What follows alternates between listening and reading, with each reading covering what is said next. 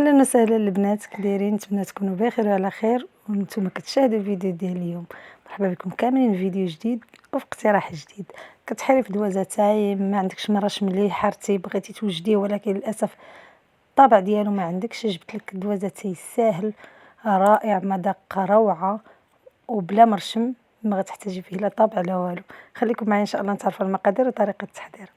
اول حاجه على بركه الله غادي نحتاجوها هي الزبده. انا غندير هاد البوطه الزبده، انا كنستعمل هاد ليليا بزاف صراحه، خصوصا في هاد الحلويات ديال الدوازتاي كتجي زوينه، كتعطي واحد المذاق رائع.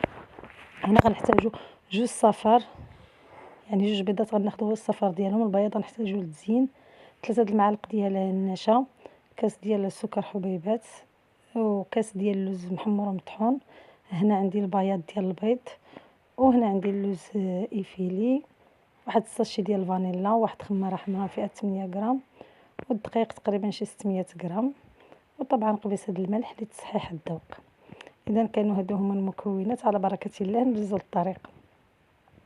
بالنسبه للطريقه، انا هنا لان كانت عندي خدمه كوموند يعني فيها بزاف ديال الشكيلات، فباش كنسربي راسي كنستعمل هاد الهشوار، واصلا الزبده كانت عندي في الثلاجه يعني كانت شويه غتشد لي الوقت، فكنستعمل هاد الهشوار. درت فيها الزبده، الفاني، البيض وسنيده، غادي نخدمهم مزيان، غادي نخلطهم مزيان، ومن بعد عاد غندوز نكمل. هنا من بعد ما طحنت ديك الزبده بعد ما خدمتها، ضفت لها هنايا النشا، 3 المعالق ديال النشا، كاس ديال اللوز، ممكن تعوضوه بكاوكاو.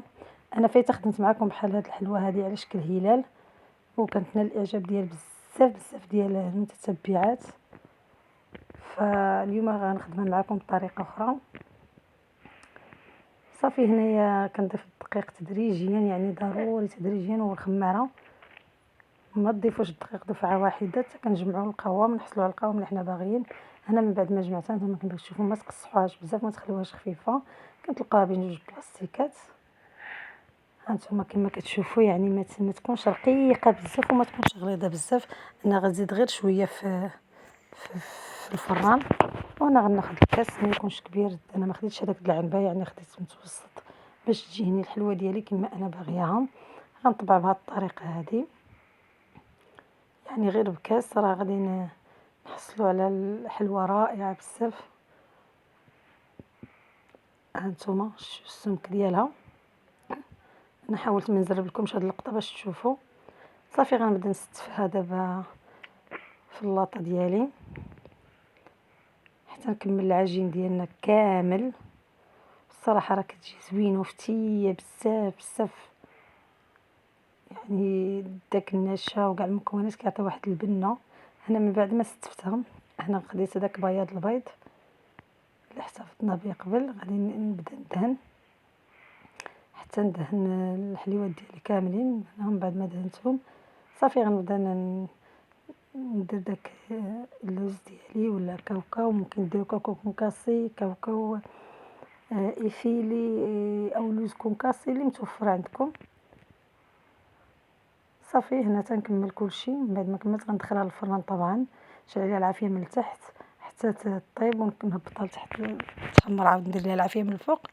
وهنا كان هذا هو الشكل النهائي ديال الحليوه ديالنا. هانتوما كما كتشوفوا راه كتجي زوينه بزاف، فتيه الصراحه، رائعه بزاف، حتى الكليانه ديالي عجبتها الحمد لله يعني، وقالت لي اني مازال باغيه منها.